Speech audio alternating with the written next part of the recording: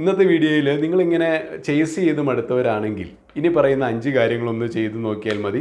തീർച്ചയായിട്ടും നിങ്ങളുടെ ആ ഒരു സ്നേഹബന്ധം ആത്മാർത്ഥമാണെങ്കിൽ അത് തീർച്ചയായിട്ടും പൂവണിയുന്നതായിരിക്കും. അപ്പോൾ നമുക്ക് നോക്കാം ഏതൊക്കെയാണ് കാര്യങ്ങൾ. അപ്പോൾ വീഡിയോ ഇഷ്ടപ്പെടുകയാണെങ്കിൽ തീർച്ചയായിട്ടും ഒരു ലൈക്ക് തരാനായിട്ട് മറക്കരുത്. ഒന്നാമതായിട്ട് പുരുഷന്മാർക്ക് പറ്റുന്ന ഒരു മണ്ടത്തരമാണ് ഓവർ കെയറിങ്. അതുകൊണ്ട് ആദ്യമേ പറയാനുള്ള പോയിന്റ് എന്ന് പറഞ്ഞാൽ stop over caring and validation seeking എന്നുള്ളതാണ്. അപ്പോൾ സ്നേഹബന്ധങ്ങളിലൊക്കെ നമ്മൾ ഒരുപാട് ഓവർ കെയർ ചെയ്ത് കഴിയുമ്പോൾ അവിടെ പറ്റുന്നത് നമ്മൾ മറ്റേ വ്യക്തിയെ, നമ്മൾ ഇഷ്ടപ്പെടുന്ന ആ വ്യക്തിയെ കൂടുതൽ കംഫർട്ടബിൾ ആക്കാൻ വേണ്ടി നമ്മൾ വല്ലാണ്ടങ്ങ് താന്നു കൊടുക്കാനായിട്ട് തുടങ്ങുന്നു, വല്ലാണ്ടങ്ങ് അഡ്ജസ്റ്റ് ചെയ്യാനായിട്ട് തുടങ്ങുന്നു. അപ്പോൾ ഇങ്ങനെ ഒരു വ്യക്തിയെ നമ്മളിങ്ങനെ വല്ലാണ്ട് പരിഗണിച്ച് അയാൾക്ക് വേണ്ടിയിട്ട് നമ്മൾ ഒരുപാട് ഇങ്ങനെ താണു കൊടുത്ത് അഡ്ജസ്റ്റ് ചെയ്യാനായിട്ട് തുടങ്ങുമ്പോൾ അവിടെ നമ്മൾ നമ്മുടെ തന്നെ വില കുറയ്ക്കുകയും നമ്മളെ തന്നെ താഴ്ത്തിക്കെട്ടാൻ ശ്രമിക്കുകയും ഡീഗ്രേഡ് ചെയ്യാൻ ശ്രമിക്കുകയും ചെയ്യുന്നതിൻ്റെ തുടക്കമാണ് അവിടെ. പിന്നീട് നമ്മൾ ആ വ്യക്തിയെ പ്രസാദിപ്പിക്കാനായിട്ട് ആ വ്യക്തിയുടെ ഇഷ്ടങ്ങൾക്കനുസരിച്ച് ആ വ്യക്തി പറയുന്നതനുസരിച്ച് നമ്മൾ ഓരോ കാര്യങ്ങൾ ചെയ്യുന്നു.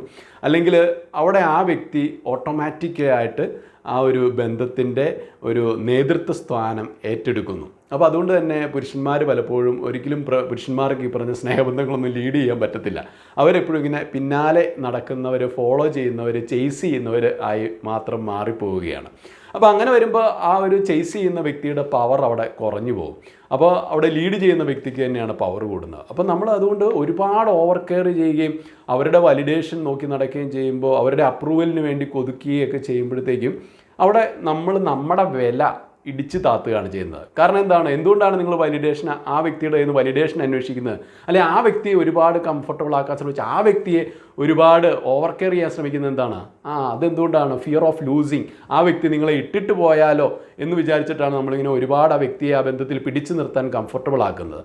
അപ്പോൾ അങ്ങനെ ചെയ്യുമ്പോഴത്തേക്കും അവിടെ നമ്മൾക്ക് നമ്മുടെ വില നമ്മൾ തിരിച്ചറിയുന്നില്ല. കാരണം നമ്മൾ വിചാരിക്കുന്ന ആ വ്യക്തി എന്നെ കഴിഞ്ഞ് ഒരുപാട് വിലപ്പെട്ടതാണ്, അല്ലെങ്കിൽ ആ വ്യക്തിക്ക് എന്നെ കഴിഞ്ഞ് എല്ലാം കൊണ്ടും ആ വ്യക്തി എന്നെ കഴിഞ്ഞൊരു 10 പടി മുകളിൽ നിൽക്കുന്നതാണ് എന്ന് ഓർത്തിട്ടാണ് നമ്മൾ ആ വ്യക്തി പോകാതിരിക്കാനായിട്ട് ശ്രമിക്കുന്നത്. അല്ലെങ്കിൽ അതുപോലെ നമ്മൾ ഒരുപാട് ഓവർ കെയർ ചെയ്യുന്ന ആ വ്യക്തിയെ കംഫർട്ടബിൾ ആക്കാനായിട്ട് നോക്കുന്നത്. കാരണം നമ്മൾ വിചാരിക്കും നമുക്ക് ഇനി അത്രയും നല്ല വ്യക്തിയെ കിട്ടത്തില്ല, അല്ലെങ്കിൽ എനിക്ക് എൻ്റെ ഒരു മാച്ചല്ല, എന്നെ കഴിഞ്ഞ് ഒരുപാട് മുകളിലാണ്, അതുകൊണ്ട് എനിക്ക് ആ വ്യക്തി വേണം. അങ്ങനെയാണ് പലപ്പോഴും പുരുഷന്മാർക്ക്. അതുകൊണ്ട് അയ്യോ ഒരു സ്നേഹബന്ധത്തിലൊക്കെ ഏർപ്പെട്ട് കഴിഞ്ഞാൽ അയ്യോ അത് വിട്ടുകളഞ്ഞാൽ എനിക്ക് തീരാ നഷ്ടം, ഇനി അതുപോലെ ഒന്നും കിട്ടത്തില്ല. അപ്പോൾ അതുകൊണ്ട് നമ്മളങ്ങ് കിണഞ്ഞ് പരിശ്രമിക്കുകയാണ് ആ ബന്ധം പോകാതിരിക്കാൻ. അവിടെ നമ്മൾ തന്നെ പറയുന്നത് എന്താണ്? പറയാതെ പറയുന്നത് എന്താണ്?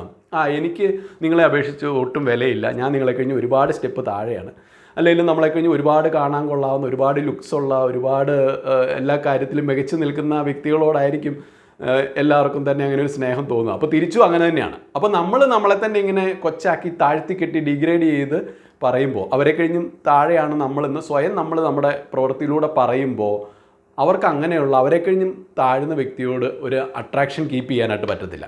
അപ്പോൾ അതുകൊണ്ട് തന്നെ അവരെന്ത് ചെയ്യും? നമ്മളെ ഉപേക്ഷിച്ചിട്ട് അവർ നമ്മളെ കഴിഞ്ഞും കൂടുതൽ അട്രാക്റ്റീവായിട്ടുള്ളൊരു വ്യക്തിയെ നോക്കിപ്പോകും. കാരണം നമ്മൾ തന്നെ പറയുകയാണ് നമ്മൾ ആ വ്യക്തിയെ കഴിഞ്ഞ് വല്ലാണ്ട് താഴെയാണ്. അപ്പോൾ അവർ നോക്കുന്ന അവരെ കഴിഞ്ഞും കുറേ കൂടി പെൺകുട്ടികൾ പ്രത്യേകിച്ച് അവർ നോക്കുന്ന അവരെ കഴിഞ്ഞ് എല്ലാ കാര്യത്തിലും ഇച്ചിരിയോട് ഉയർന്നു നിൽക്കുന്നവരെ തന്നെയാണ്. ഇനി രണ്ടാമതായിട്ട് സസ്റ്റെയിൻ ദ അട്രാക്ഷൻ എന്നുള്ളതാണ്. അപ്പോൾ ഒരു ഫീമെയിൽ സൈക്കോളജി നമ്മൾ ആദ്യമേ പഠിക്കേണ്ടതായിട്ടുണ്ട്. കാരണം പെൺകുട്ടികൾക്ക് ഈ ഒരു അട്രാക്ഷൻ തോന്നാം, ചിലപ്പോൾ നമ്മളെ ഇഷ്ടപ്പെടാൻ ഒരു താല്പര്യമൊക്കെ ഉണ്ടായിരിക്കാം, ഒരു സ്നേഹബന്ധത്തിനൊക്കെ അവരും തയ്യാറായിരുന്നിരിക്കാം. പക്ഷേ ഇവർക്ക് ഈ ഇന്ന് കാണുന്ന അട്രാക്ഷൻ നാളെ ഉണ്ടാവണമെന്നില്ല. അവരുടെ അട്രാക്ഷൻ അത് പെട്ടെന്ന് അങ്ങനെ നിലനിൽക്കത്തില്ല. പെട്ടെന്ന് ഇല്ലാതെയായി പോകാനുള്ള ഒരുപാട് ചാൻസുകളും ഒരുപാട് സാഹചര്യങ്ങളും അവർക്കുണ്ട്. ചിലപ്പോൾ അവരുടെ വീട്ടുകാരുമായിട്ട് ഇൻട്രാക്ട് ചെയ്യുമ്പം അവർ ഈ ഒരു ബന്ധത്തിനെ അഗെയിൻസ്റ്റ് പറഞ്ഞു കഴിഞ്ഞാൽ ഉടനെ ആ ഒരു അവരുടെ മനസ്സിൽ നിന്ന് ആ താല്പര്യം തന്നെ പോകുന്നൊരവസ്ഥയുണ്ട്. അല്ലെങ്കിൽ ഇന്ന് അവർ നിങ്ങളോട് ഭയങ്കര സ്വീറ്റായിട്ട് പെരുമാറിയെന്നിരിക്കാം, ഒരു 2 ദിവസം കഴിഞ്ഞ് നിങ്ങൾ അവരെ വിളിച്ചു കഴിഞ്ഞാൽ ഒരിക്കലും അവർ ചിലപ്പോൾ ഫോൺ എടുത്തൊന്നും ഇരിക്കത്തില്ല, മെസ്സേജ് തിരിച്ചയച്ചൊന്നും ഇരിക്കത്തില്ല. അങ്ങനത്തെ അനുഭവമൊക്കെ നിങ്ങൾക്ക് ഉണ്ടായിരിക്കും. ഇന്നലെ വരെ വളരെ സ്വീറ്റായിട്ട് വർത്താനം പറഞ്ഞുകൊണ്ടിരുന്ന ഭയങ്കര ബന്ധമായിരുന്നു, പക്ഷേ ഇന്ന് നിങ്ങളെ അറിയാത്തൊരു ഭാവമാണ്, വിളിച്ചെടുക്കുകയോ ഇല്ല, മിണ്ടുകയോ ഇല്ല, അല്ലെങ്കിൽ നിങ്ങളിൽ നിന്നും ഒരു അകലം പാലിക്കാനായിട്ട് ശ്രമിക്കുന്നു, അല്ലെങ്കിൽ ഒരു ബന്ധം ഉപേക്ഷിച്ച് പോകാനായിട്ട് ശ്രമിക്കുന്നു. അപ്പോൾ എന്ന് പറഞ്ഞ പോലത്തെ ഒരു സൈക്കോളജി അവർക്കുണ്ട്. പെട്ടെന്ന് തന്നെ അവരുടെ ഒരു തോന്നിയ അട്രാക്ഷനൊക്കെ ഇല്ലാതെയാവുന്നൊരു സംഭവമുണ്ട്. അപ്പോൾ അവരുടെ മനസ്സിൽ നിൽക്കുന്നവർക്ക് മാത്രമേ ആ ഒരു അട്രാക്ഷൻ കീപ്പ് ചെയ്യാൻ പറ്റത്തുള്ളൂ. അപ്പോൾ അവരുടെ മനസ്സിൽ നിലനിൽക്കുക, അതിനുള്ള കാര്യങ്ങൾ, അങ്ങനെ നിലനിൽക്കാൻ വേണ്ട കാര്യങ്ങൾ ചെയ്യുക എന്നുള്ളതാണ്. അപ്പോൾ എത്രമാത്രം നിങ്ങൾക്ക് അവരുടെ മനസ്സിൽ നിലനിൽക്കാനായിട്ട് പറ്റുമോ അത്രത്തോളം നിങ്ങൾക്ക് ആ ഒരു അട്രാക്ഷനും സ്നേഹവും ഇഷ്ടമൊക്കെ നേടിയെടുക്കാനായിട്ട് സാധിക്കും. ഇപ്പോൾ സ്ത്രീകളൊക്കെ മെയിൻലി ഇമാജിനേഷൻ്റെ ആൾക്കാരാണ്. അപ്പോൾ അവർ ഇമാജിനേഷനിലൂടെയാണ് ഇപ്പോൾ ബന്ധങ്ങൾ പോലും വളർത്തിയെടുത്തുകൊണ്ട് വരുന്നത്. അപ്പോൾ എങ്ങനെയാണ് ഇവരുടെ മനസ്സിൽ ഇങ്ങനെ നമുക്ക് ഒരുപാട് കാലം നിലനിൽക്കാൻ സാധിക്കുന്നത്? അപ്പോൾ അതിനെക്കുറിച്ച് നമുക്ക് മറ്റൊരു വീഡിയോയിൽ പറയാം, കാരണം അത് തന്നെ ഒരുപാടുണ്ട്. അപ്പോൾ എന്തൊക്കെയാണെങ്കിലും നമ്മുടെ ഭാഗത്തു നിന്ന് നമ്മൾ അങ്ങനെ അവരുടെ മനസ്സിൽ നിലനിൽക്കാനുള്ള കാര്യങ്ങൾ ചെയ്യുക എന്നുള്ളത് വളരെ പ്രധാനപ്പെട്ട ഒരു സംഭവമാണ്. അല്ലാതെ ഇന്ന് അവരെന്നെ ഇഷ്ടപ്പെട്ടുകൊണ്ട് നാളെ ആ ഒരു ഇഷ്ടം നിലനിൽക്കും, ആ ഒരു അട്രാക്ഷൻ ഉണ്ടാവും എന്ന് നിങ്ങൾ ഒരിക്കലും കരുതരുത്. അത് ചിലപ്പം അതുപോലെ തന്നെ പോയെന്നിരിക്കും. ഇനി മൂന്നാമായിട്ട് ഈ ഇമോഷണൽ റോളർ കോസ്റ്റേഴ്സുകൾക്ക് വിധേയരാവരുത് എന്നുള്ളതാണ്. ഇപ്പോൾ നമ്മുടെ റീൽസ്, അപ്പോൾ നിങ്ങൾ റീൽസൊക്കെ കാണുന്നവരാണെങ്കിൽ അറിയാം, നമുക്ക് ഒരു പണിയില്ലെങ്കിൽ നമ്മളിങ്ങനെ വെറുതെ ഇങ്ങനെ റീൽസ് കണ്ടുകൊണ്ടിരിക്കും. ഇനിയിപ്പോൾ പ്രധാനപ്പെട്ട പണി ഉണ്ടെങ്കിൽ തന്നെ അതൊക്കെ മാറ്റിയിട്ട് റീൽസ് കാണും. അത് തന്നെ അല്ലെങ്കിൽ ഇനിയിപ്പോൾ ചിലവർക്ക് മദ്യമായിരിക്കാം, അത് മദ്യം ഇന്ന് ഇപ്പോൾ കുടി നിർത്തി നാളെ തൊട്ട് ഇനി കുടിക്കുകയല്ലെന്ന് ഓർത്താൽ അവർ അറിയാതെ കുടിച്ചു പോകും. അല്ലെങ്കിൽ വെബ് സീരീസ് കാണുന്നു ചിലർ, അല്ലെങ്കിൽ വീഡിയോ ഗെയിം കളിക്കുന്നു, അല്ലെങ്കിൽ ലോട്ടറി എടുക്കുന്നു. അപ്പോൾ ഇതൊക്കെ നിർത്തണം എന്ന് ആഗ്രഹമുണ്ട്. പക്ഷേ നമുക്ക് ചില അവസരങ്ങളിൽ നമുക്ക് പുറത്ത് കിടക്കാൻ പറ്റാത്തൊരവസ്ഥയാണ്. നമ്മളെ തന്നെ കൂച്ചു വിലങ്ങിട്ടപ്പെട്ട ഒരു അടിമത്തത്തിൻ്റെ ഒരു അവസ്ഥ, അല്ലെങ്കിൽ ഒരു ജയിലിൽ കിടക്കുന്ന അവസ്ഥ, നമുക്ക് സ്വയം അതിൽ നിന്ന് രക്ഷപ്പെടാൻ പറ്റാത്ത അവസ്ഥ. അപ്പോൾ അങ്ങനെയുള്ള ഒരു അവസ്ഥയിൽ നമ്മളെ ആക്കുന്ന സംഭവങ്ങളാണ് ഈ ഇമോഷണൽ റോളർ കോസ്റ്ററുകൾ എന്ന് പറയുന്നത്. അതായത് നമ്മൾ അതിന് അഡിക്റ്റായി പോകുന്നു. അപ്പോൾ ഈ പറഞ്ഞ പോലെ പ്രണയം, സ്നേഹബന്ധം ഒക്കെ നമുക്കൊരു അഡിക്ഷനായി മാറിക്കഴിഞ്ഞാൽ അവിടെ നമുക്ക് നമ്മുടെ ജീവിതം തന്നെ പരാജയപ്പെട്ടു. അപ്പോൾ അവിടെയാണ് നമ്മൾ പറഞ്ഞത് ഈ പ്രണയത്തിനൊന്നും കണ്ണില്ല എന്ന് പറഞ്ഞാൽ എന്താണ്, വിവേകമില്ലാതെ ഒരുപാട് സംഭവങ്ങൾ നമ്മൾ ചെയ്തു കൂട്ടും. അത് ഭാവിയിൽ വലിയ മിസ്റ്റേക്കുകളായിട്ട് പരിണമിക്കും, അല്ലെങ്കിൽ നമുക്ക് തന്നെ ഒരുപാട് ദോഷം ചെയ്യുന്ന കാര്യങ്ങളാവും. അപ്പോൾ നമ്മളൊരു സ്നേഹബന്ധം അങ്ങ് തുടങ്ങുമ്പോൾ തന്നെ അതിനങ്ങ് അറ്റാച്ച്ഡ് ആവരുത്, ഒരുപാട് അറ്റാച്ച്ഡ് ആവുകയോ അല്ലെങ്കിൽ അഡിക്റ്റ് ആവുകയോ ചെയ്യരുത്. നമ്മൾ മാറി നിന്ന് വിവേകത്തോടെ ചിന്തിക്കണം. ഒന്നാമതായിട്ട് നമ്മൾ ഈ ഒരു പ്രണയബന്ധം 100% വിജയിക്കാനായിട്ട് സാധ്യതകൾ വളരെ കുറവാണ്. അപ്പോൾ അതുകൊണ്ട് തന്നെ ആ ഒരു വ്യക്തിയോട് നമ്മൾ വിവാഹത്തിന് മുമ്പ് ഒരുപാട് അങ്ങ് അറ്റാച്ച്ഡ് ആയി കഴിഞ്ഞാൽ ഏതെങ്കിലും ഒരു സാഹചര്യത്തിൽ പിരിയേണ്ടി വന്നു കഴിഞ്ഞാൽ നമ്മളൊക്കെ തകർന്നു പോകും. അതിപ്പോൾ പുരുഷനായിക്കൊള്ളട്ടെ സ്ത്രീ ആയിക്കൊള്ളട്ടെ, അവർക്കത് ഹാൻഡിൽ ചെയ്യാൻ പറ്റത്തില്ല. അപ്പോൾ അതുകൊണ്ട് അത് നമുക്ക് ഹാൻഡിൽ ചെയ്യാൻ പറ്റണമെങ്കിൽ ആ ഒരു ഇമോഷണൽ മച്യൂരിറ്റിയോടുകൂടി ഈ ഒരു ബന്ധത്തെ സമീപിക്കണം, വിവേകത്തോടു കൂടി സമീപിക്കണം. അപ്പോൾ ഇത് നമുക്കൊരു അഡിക്ഷനായിട്ട്, പ്രത്യേകിച്ച് തുടക്കത്തിൽ ഇതൊരു അഡിക്ഷനായി മാറാൻ പാടില്ല. പിന്നെ നമ്മൾ വിവാഹമൊക്കെ കഴിഞ്ഞ് കഴിയുമ്പോൾ തീർച്ചയായിട്ടും നമുക്കൊരു അഡിക്ഷൻ ഉണ്ടാവാം, ഒരു കുഴപ്പമില്ല. കാരണം നമ്മളെന്നും ജീവിതാവസാനം വരെ ജീവിക്കേണ്ടവരാണ്, ഒരുമിച്ച് കഴിയേണ്ടവരാണ്. അപ്പോൾ ഭാര്യയും ഭർത്താവും അങ്ങോട്ടും ഇങ്ങോട്ടും ആ രീതിയിൽ ഇമോഷണലി ബോണ്ട് ഉണ്ടെങ്കിൽ, അതുപോലെ അറ്റാച്ച്ഡ് ആണ്, അതുപോലെ അഡിക്റ്റഡ് ആണെങ്കിൽ ജീവിതാവസാനം വരെ സന്തോഷത്തോടെ ഒരു ഭാര്യ ഭർത്താക്കന്മാരായിട്ട് ജീവിക്കാൻ പറ്റത്തുള്ളൂ. പക്ഷേ അതിന് മുൻപ് ഒരാളെ കണ്ടു, ഇഷ്ടപ്പെട്ടു, ഉടനെ തന്നെ നമ്മൾ തന്നെ അങ്ങ് തീരുമാനിക്കണം. അയാളുടെ അനുവാദം പോലും ചോദിച്ചിട്ടില്ല, അല്ലെ അയാളുടെ ഒരു ഇഷ്ടം ചോദിച്ചിട്ടില്ല, അയാൾക്ക് നമ്മൾ ഇഷ്ടമാണോ എന്ന് പോലും നമുക്കറിയത്തില്ല. കാണുമ്പോഴേ നമ്മളങ്ങ് തീരുമാനിക്കുകയാണ് ഈ വ്യക്തി എനിക്കുള്ളതാണ്, അല്ലെങ്കിൽ എനിക്ക് ഈ വ്യക്തിയെ വേണം, ഞാനിങ്ങ് എടുക്കുക എന്ന് നമ്മളങ്ങ് നിശ്ചയിച്ച് കഴിഞ്ഞു. ആ വ്യക്തിക്ക് നമ്മളെ ഇഷ്ടമുണ്ടോ ഇല്ലയോ എന്നൊന്നും നമ്മൾ അന്വേഷിക്കുന്നില്ല. ഒരുപക്ഷെ നമ്മളെ ആ വ്യക്തിക്ക് ഇഷ്ടമില്ലായിരിക്കും. അപ്പോൾ അതുകൊണ്ട് നമ്മൾ അവരുടെ ഒപ്പീനിയനും അല്ല അവരുടെ ഇഷ്ടവും അതുപോലെ തന്നെ നമ്മുടെ പോലെ തന്നെ പ്രധാനപ്പെട്ട. അപ്പോൾ അതുകൊണ്ട് അവർക്ക് ഇഷ്ടം ആണെന്ന് പോലും നമുക്കറിയത്തില്ല, അല്ലെങ്കിൽ ജസ്റ്റ് ഇഷ്ടമാണെന്ന് പറഞ്ഞു ഉടനെ തന്നെ നമ്മൾ കയറി അങ്ങ് വല്ലാണ്ട് അങ്ങ് അറ്റാച്ച്ഡ് ആവുന്നു. അപ്പോൾ നമ്മളിതുപോലെ ഒരു ഇമോഷണൽ റോളർ കോസ്റ്റിൽ വീണ് പോയ ഒരു അവസ്ഥയാണ്.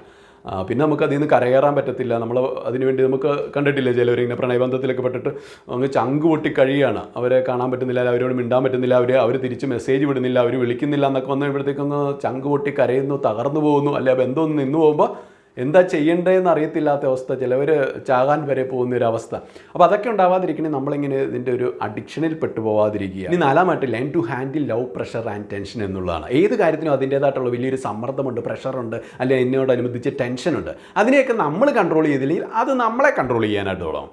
ഇപ്പോൾ ഒരു കച്ചവടത്തിൻ്റെ കാര്യം തന്നെ എടുക്കുക. എന്തുകൊണ്ടാണ് നമുക്ക് പല കച്ചവടങ്ങളിൽ അബദ്ധം പറ്റിയതായിട്ട് തോന്നുന്നത്? ഒരു സംഭവം വിറ്റ് കഴിയുമ്പോൾ നമ്മൾ ഓർക്കും, അയ്യോ ഇതിന് ഇത്രയും വില കിട്ടിയാൽ പോരായിരുന്നു, നമ്മൾ നിശ്ചയിച്ച വിലയല്ല കിട്ടിയത്, അതിനെ കഴിഞ്ഞ് ഒരുപാട് കുറഞ്ഞു പോയി. എന്തുകൊണ്ടാണ് ആ സമയത്ത് എനിക്കത് ഞാൻ ഉദ്ദേശിച്ച വില മേടിക്കാൻ സാധിക്കാത്തത്, ഒരുപാട് കുറഞ്ഞു പോയത്? അല്ലെങ്കിൽ ചില വസ്തുക്കൾ മേടിച്ച് കഴിയുമ്പോൾ നമുക്ക് തോന്നും, അയ്യോ ഇത്രയും വിലയ്ക്കുള്ള വസ്തു ഇല്ലായിരുന്നു, എന്നിട്ട് ആ സമയത്ത് എനിക്ക് എന്ത് പറ്റി, എന്തുകൊണ്ട് എൻ്റെ ബോധം വർക്ക് ചെയ്തില്ല, ഈ വിലയ്ക്കാണെങ്കിൽ ഞാൻ മേടിക്കുകയല്ലെന്ന് വിചാരിച്ചാണല്ലോ, അല്ലെങ്കിൽ ഇന്ന കാര്യങ്ങളൊക്കെ ആണെങ്കിൽ മേടിക്കുകയല്ലെന്ന് വിചാരിച്ചു, എന്നിട്ട് ഞാനിത് വാങ്ങിച്ചു പോയി, എന്തുകൊണ്ട് ഇത് സംഭവിച്ചു എന്ന് നമ്മൾ അറിയാതെ ഓർക്കാറുണ്ട്. എന്തുകൊണ്ടാണ് അങ്ങനെ സംഭവിക്കുന്നത്, നമുക്ക് അബദ്ധം പറ്റുന്നത് എന്തുകൊണ്ടാണ്? അവിടെ നമ്മളൊരു പ്രഷറിന് വിധേയരായി, ആ ഒരു പ്രഷർ നമ്മളെ കൺട്രോൾ ചെയ്തു എന്നുള്ളതുകൊണ്ടാണ്. അപ്പോൾ അങ്ങനെ ഒരു പ്രഷർ കൺട്രോൾ ചെയ്യുമ്പോഴത്തേക്കും നമ്മൾ പിന്നെ അവിടെ വിവേകം നമ്മുടെ ഒന്നും വർക്ക് ചെയ്യത്തില്ല. അപ്പോൾ നമ്മൾ അതിനനുസരിച്ച് അങ്ങ് പ്രവർത്തിച്ചു പോകും. ഉദാഹരണത്തിന് നിങ്ങളൊരു വീട് വിൽക്കാനായിട്ട് നോക്കുന്നു. അപ്പോൾ നിങ്ങൾ ഉദ്ദേശിക്കുന്ന വില 1 കോടിയാണ്. അപ്പോൾ 1.25 കോടിയൊക്കെ കിട്ടുമെങ്കിലും നിങ്ങളൊരു വിറ്റ് പോകണമല്ലോ എന്നോർത്ത് 1 കോടി ഇട്ടതാണ്. അപ്പോൾ ഒരാൾ വന്നിട്ട് പറയണേ 80 ലക്ഷം. അപ്പോൾ നിങ്ങൾ പറഞ്ഞു 1 കോടി കുറച്ച് കൊടുക്കുകയെന്ന് പറഞ്ഞിട്ട് അയാൾ ഉറച്ച് വയ്ക്കുകയാണ്, എനിക്ക് 50 ലക്ഷത്തിനാണ് അതല്ലേ വേണ്ട. അപ്പോൾ കുറച്ച് കഴിയുമ്പോൾ നമ്മൾ ചിന്തിക്കുന്നു, അയ്യോ ഇതിപ്പോൾ 80 ലക്ഷത്തിന് കൊടുത്തില്ലെങ്കിൽ, ഇത് വിറ്റ് പോയില്ലെങ്കിലോ, ഇനി ആരും വാങ്ങിക്കാൻ വന്നില്ല, അപ്പോൾ അബദ്ധം പറ്റത്തില്ലേ? അപ്പോൾ ഉടനെ നമ്മൾ എല്ലാം താഴാനായിട്ട് വിടണം. എന്നാൽ പിന്നെ നമുക്കൊരു 95 ലക്ഷത്തിനൊക്കെ അഡ്ജസ്റ്റ് ചെയ്യാവോ എന്നൊക്കെ പറഞ്ഞ് നമ്മൾ തന്നെ അറിയാതെ ഇങ്ങനെ താഴാനായിട്ട് വിടും. അങ്ങനെ താഴ്ന്ന് പോകുമ്പോഴത്തേക്കും അത് അവരുടെ തന്ത്രമാണ്, അത് നമ്മൾ അറിയുന്നില്ല. അവിടെ നമ്മളെ ഒരു പ്രഷറിലാക്കുകയാണ്. നമ്മൾ ഇതിപ്പോൾ വിറ്റില്ലെങ്കിൽ ഇത് വിറ്റ് പോകത്തില്ല, നമ്മുടെ കയ്യിൽ തന്നെ ഇരിക്കും, നമുക്ക് നഷ്ടം, അങ്ങനെ ഒരു ചിന്ത നമ്മളിലേക്ക് കൊണ്ടുവരുന്നു. പിന്നെ അവർ ഭയങ്കര സ്പീഡാക്കുന്നു.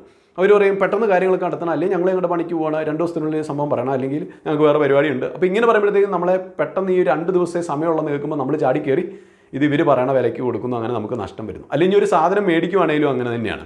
ഇപ്പോൾ ഒരു കാർ വാങ്ങിക്കുന്നു, ഒരു സെക്കൻഡ് ഹാൻഡ് കാർ വാങ്ങിക്കുന്നു, അപ്പോഴും നമ്മളെ ഇവരിങ്ങനെ ഒരു പ്രഷറിൽ ഇടുകയാണ്. 2 ദിവസത്തിനുള്ളിൽ ഇത് മേടിച്ചുകൊണ്ട് പോയില്ലേ ഞങ്ങൾ അടുത്ത ആൾക്ക് കൊടുക്കും എന്ന് പറയുമ്പോഴത്തേക്കും നമുക്കവിടെ അധികം ചിന്തിക്കാനായിട്ട് സമയം കിട്ടുന്നില്ല. ഇത് എങ്ങനെയെങ്കിലും മേടിച്ചില്ല ഇത് കൈവിട്ട് പോകും, എന്നാൽ പിന്നെ അത് പെട്ടെന്ന് ചാടി മേടിച്ചേക്കാം എന്ന് പറഞ്ഞാൽ ആ ഒരു പ്രഷറിൽ പെട്ടുപോയി നമ്മൾ ഈ പറഞ്ഞ പോലെ വേറെ ഒന്നും ചിന്തിക്കുന്നില്ല. അത് നമുക്ക് നഷ്ടമാണെന്ന് അറിയാമെങ്കിലും അത് കൈവിട്ട് പോകരുത്, അല്ല നമുക്ക് ശരിയായ ഒരു ഡിസിഷൻ എടുക്കാൻ പറ്റാതെ വരുന്നു ആ ഒരു പ്രഷർ കാരണം. അപ്പോൾ നമ്മൾ ചാടിക്കയറിയത് മേടിക്കുന്നു, പിന്നെ നമ്മൾ ചിന്തിച്ച് നോക്കുമ്പോൾ മൊത്തം അബദ്ധമായിരിക്കും, അതിനൊരുപാട് പണിയുണ്ടായിരിക്കും. അപ്പോൾ അങ്ങനെ നമുക്ക് 8ൻ്റെ പണി കിട്ടിയ ഒരു അവസ്ഥ വരുന്നു.